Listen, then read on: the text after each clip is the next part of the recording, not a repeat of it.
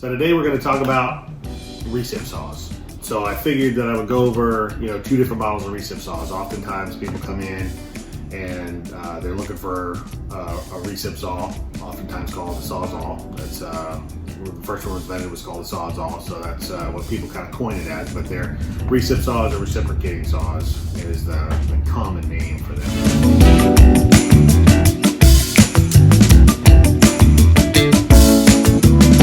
When you walk in to the display, there's usually two different models there, sometimes three different models, and so it's like, why would you buy one over the other? Most of the time, it's a power issue. So you've got some of them are 9 amp, they go all the way up to 15 amp. So Makita makes two different models.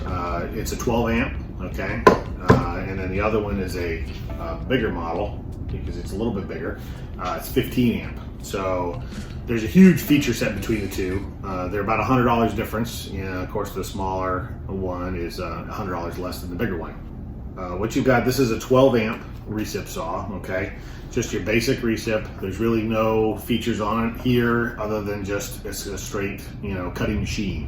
When you give a basic recip saw, they make a motion that goes a little bit like this. So when you have the basic machine, it's kind of in between straight and big, and I'll go over why that's important here in a minute. But so this is anytime you see when we do adjustment on it, it's just basically kind of like a slight motion so that you get some aggressiveness into wood. But when you're cutting metal, you want more of a straight cut so you can make that cut start a little easier. So like I said, it's a basic machine. You just take this has got a thing on it. You just click the blade in and you can pull the trigger and you're ready to start cutting. So again, basic recip gets the job done, right? So why would I step up to this one? So this machine here, you see this button right here, okay? And it's 0 through 4.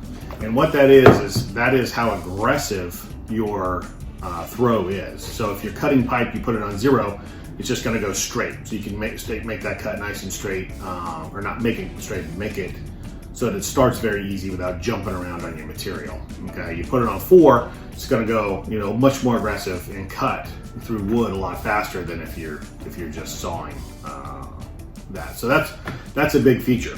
This is also a 15 amp tool. So 15 amp tools, corded tools pretty much max out at 15 amps versus 12 amps. So that's the power difference between the two. And another thing is you see this red button here.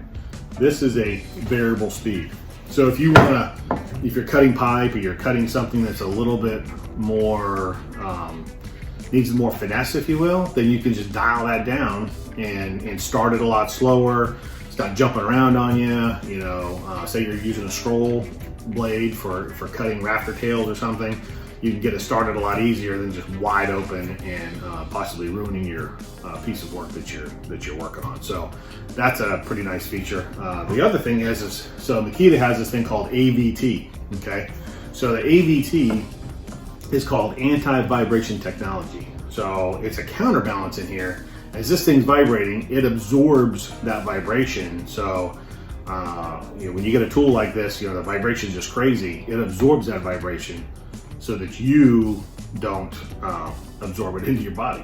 So, nobody wants to absorb a bunch of vibration and walk around, all day long. So, so that's really the basics of the recip and the two that you'll see on the shelf and why they're different priced and why they're offered the way they are. So hopefully that helps. And until next time, see you later. Thank you for watching today's Tool Short. If you have any questions about any of the tools in the video, please leave it in the comment section below. Follow our page for more information about innovative tools to help you do your job better, safer, and faster. And remember, life is too short to use shitty tools.